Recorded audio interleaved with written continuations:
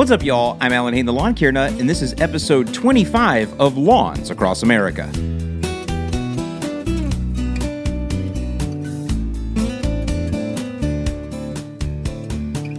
So welcome back, y'all. Welcome back to the second half of August, and I'm going to tell you that today's podcast is going to focus on one subject, and I'm going to break that subject down just the way that I usually do, trying to get you to look at things from a different angle, get you to look at things in context, and that particular subject is around something that I have just seen blowing up, not only in my email, but across all social media and places where I interact, as well as on YouTube. Everybody seems to be making videos about it, which is causing tons of questions to come back. And that is, what is the best way to level or top dress a lawn? Use sand, topsoil, or both? So as I break this down, I want you to understand that what I tell you today are my opinions that come from my experiences. The one thing I want you to understand is the way that I'm going to tell you to do it here, the way that the advice that I'm going to give you in regards to top dressing and or leveling a lawn are from my experiences, and they are not necessarily the only way to do things. You should never look at it that way. There is never only one way to do something. There are only ways that someone knows from their experience, and that's what I'm offering to you. Now, to give you some background really quick as where my experience comes from,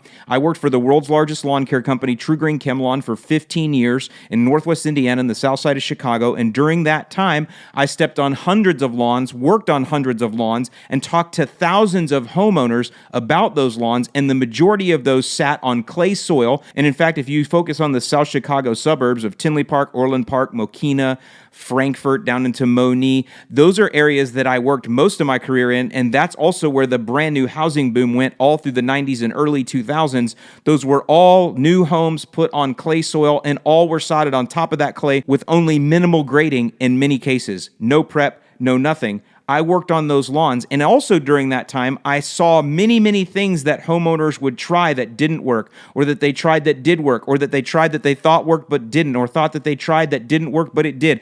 I saw everything under the sun, anything a homeowner could do to a lawn, especially when it comes to leveling out bumps or taking out bumps. I've seen it done, tried, succeeded, or not succeeded. As well as I've worked on my own lawns over the years. I worked on my own lawn in Northwest Indiana, and I'm going to talk about a little bit of that.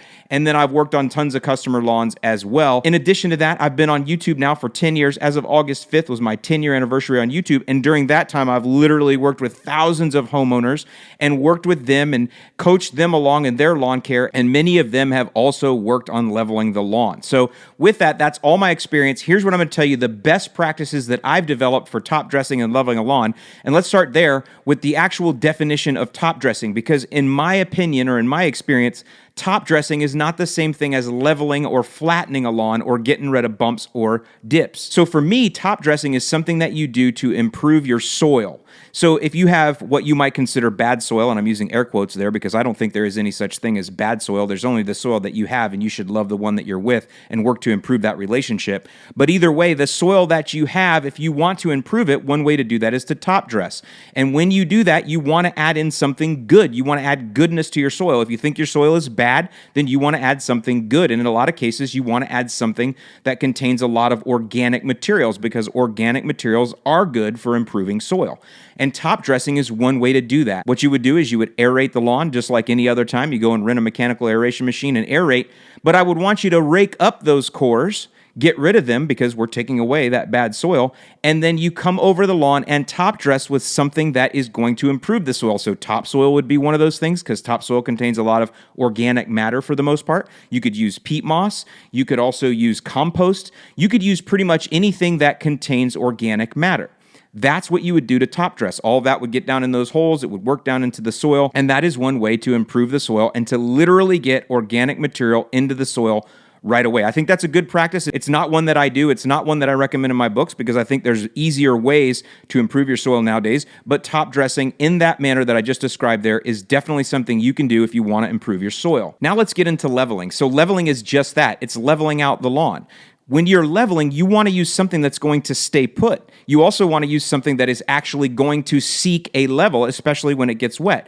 And that's why we recommend for leveling sand. So picture when you go to the beach. What happens when the waves wash up on the dry sand? It kind of settles nice and flat, doesn't it? Now I realize at the beach it's sloped and everything else. But for the most part, if you have sand and you wash water over it, what you will notice is it seeks its own level. And I think you can understand what that term means, seeking its own level. Sand is a leveling agent. Now the reason we like sand for leveling is because it stays put and it won't break down. I mean, it's silica, right? It takes thousands and thousands and thousands of years for rock to break down to the point where it's in these small particles of sand, which, by the way, clay is an even smaller particle than sand, but we won't get too much on that right now. But sand in general isn't going to break down. Now, let's think about topsoil, though. If you're going to level your lawn with topsoil, and topsoil contains organic material, what happens to organic material over time?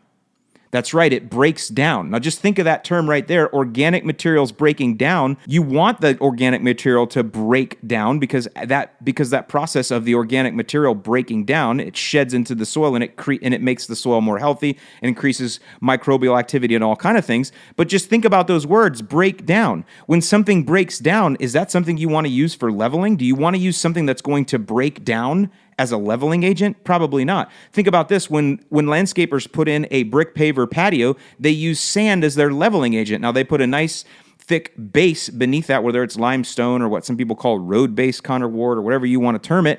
But on top, to level, they use sand. No one uses topsoil to level out your brick paver patio. And in the same regard, when they fill the lines or the joints between the pavers, they use sand because the sand locks everything in. No one fills the joint pavers with topsoil because they know that the topsoil will break down and be gone very, very quickly and wash away with rain at the same time. So that's why you got to look at the two different things you're trying to do. If you want to improve your soil, certainly put something in there that's got a lot of organics in it that are going to break down in the soil to improve the soil health. If you're looking to level out a low spot, you want to put sand there that's going to stay put and seek its own level over time. Now, the thing that both of these strategies have in common is they are something that I recommend you do to an existing lawn. You top dress an existing lawn, or you can level an existing lawn with sand. And when I say an existing lawn, I'm talking about a lawn that you're not completely burning down. You guys know I'm kind of against the whole lawn burn down thing. There are times when it's necessary to burn your lawn down to nothing with glyphosate, scrape it all off and redo it. There are times for that. But for the most part, most of you that are talking about top dressing and or leveling, you're saying that you still have lawn there. And I say at least 30%. It's the 30% rule.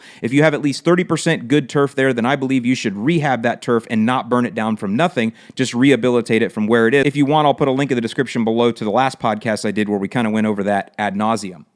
But the long and the short of it is, if you have an existing lawn that you want to help the soil and you want to aerate and top dress with organics and topsoil and peat moss and things like that, please do go for it. If you have an existing lawn that you want to go ahead and level out a few spots or even level the whole thing, you still want to do the same thing. Keep the existing turf you have, spread sand in there, rake it in, and level out the bare spots. I will link in the description below to plenty of videos that have been done recently on this, whether it's the lawn tools, whether it's Connor Ward, whether it's Real Low Dad. Everybody's got new contraptions now. Ryan Knorr started with some sort of some sort of sifting screening thing where he's like screening out topsoil and all this kind of stuff. And then all of a sudden everybody's copying him. It's like all the cool kids are screening soil now. So all of those videos are available for you below, and you could learn a lot of different things by those. And what I want you to do is compare what I'm telling you here to what they're telling you, and you pick the strategy that works best for you. Keeping in mind that everything I've been talking about so far is aimed at those of you that have an existing lawn that you are keeping and rehabbing and making better, top dressing or leveling with that existing lawn. Next, I will say, if you are starting completely over, if you're going to come in and burn your lawn down and start completely over, and when I say completely start over, I mean scrape everything off. Not only kill it, but come in with a sod cutter and just cut it all out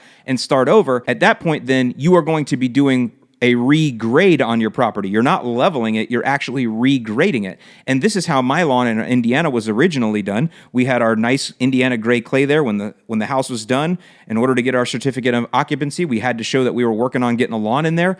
The builder himself, the last thing that he does is what's called a final grade. Now, a final grade just has to pass inspection to make sure that water drains away from the house. And that's why you'll see in a lot of subdivisions, there are swales, drainage swales in between the houses and behind them. That is because they do a final grade, and the final grade allows water to wick or move away from the house toward the swales. That's really all a builder is supposed to do or required to do, at least in Indiana where I lived. However, in order to put a lawn in, I recommend you go a step further and put on a finish grade. And a finish grade is done, from my experience, with a bobcat with what's called a box blade that comes in and stirs up the top 6 inches of soil and turns it into a very fine, kind of pulverized, fine planting bed.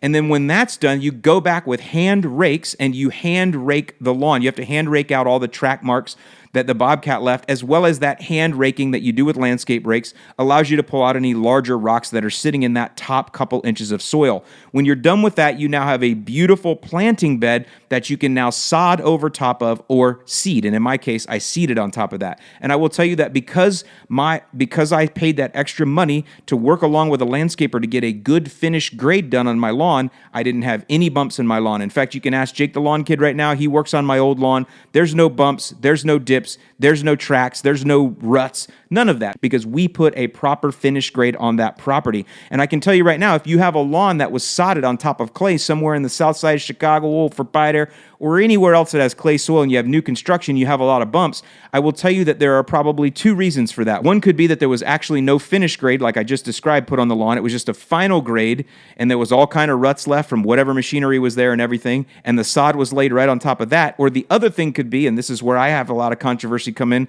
when I recommend this, is there's a lot of landscapers that recommend that you amend in a whole bunch of topsoil into that clay before you sod. But as I illustrated very early on in this little speech here, what does topsoil do? Because it contains a lot of organic materials, it breaks down. So when someone comes in and they put this topsoil on top of this clay, that topsoil, if it's 3, 4, 5, 6 inches of topsoil, even if they incorporated it into the top few inches of the existing clay or the existing soil, it still breaks down. Topsoil with organic material breaks down. So when you add organic material to bare soil and sod on the top of it, it will settle unevenly in many cases. I'm not saying that happens all the time, and I'm not saying that there aren't guys out there that do bring in topsoil that don't have successful sod. They do.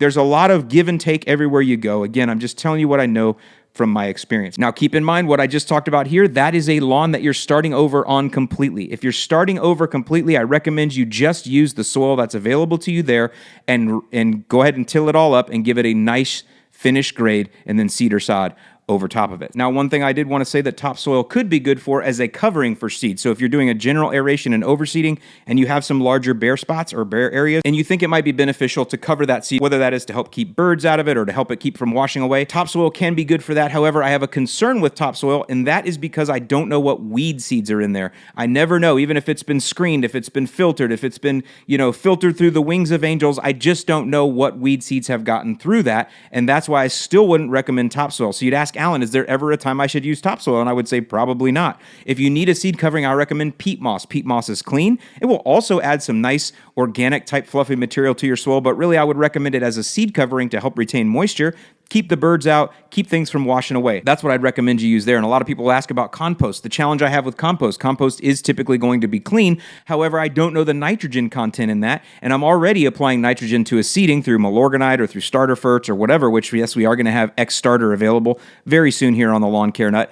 But that's one of those things I just don't know. I don't want to add in an extra amount of nitrogen that I'm not sure what the analysis is of it. That's again why I recommend peat moss, because it doesn't have any nutritional value per se, but it can still do all the things we want, which is to help act as a seed covering, help hold your seed in. And then of course there are those green mulches that you can get, which are just recycled paper products. Those work very well. I've used those for many years in the form of Scott's Patchmaster, but that contains seed in it, but you can get all kind of seeding mulch that's out there, as well as we have another product that we have on the Lawn Care Nut called Turfmend, TURFMEND, you might want to check out if you have small spots that you want to seed. But other than that, I just don't recommend topsoil for very many applications, if any applications at all, when it comes to your lawn, because it's too much of a wild card and we have too many other things to worry about. I'd rather control the controllables, and I can control what I bring into my lawn, and I want to control the fact that I'm not bringing any topsoil in. Now, the last thing I want to say is let's go back to the top dressing, and you're saying, okay, Alan, I don't need to top dress because I don't want to improve my soil that way. That's a lot to do all that. What's a better way? The better way is to use organic fertilizers, carbon-based fertilizers, humic acid, anything you can do to get carbon into the soil, anything you can do to get organics into the soil. That's how you do it, and you add those later over time. By the way, the cycling of your root system of your lawn also adds carbon and organic to the soil. Naturally, you get in all kinds of cool things like earthworms and everybody else, and microbes and fungi all working together, and you can get a really nice, healthy soil very quickly using just biostimulants, organic fert, carbon-based fert, and all of these things. So the challenge I have to you there is why break your back with a bunch of compost and a bunch of topsoil? What weed seeds are you bringing to your lawn that are encased in that topsoil? Sure, it might be sifted, it might be sanded, it might be filtered, but really though, what weed seeds are in there? Because nobody's filtering out weed seeds. Now, I do believe that in a lot of cases, if you get topsoil at the store, like at a Home Depot or whatever, that topsoil has been sterilized. Maybe they heat treat it so it doesn't have any kind of seeds in there or anything, but then that kills all the good beneficial microbes and everything else, and that's part of what you want when you do a top dressing, is you want those beneficial microbes and everything in there.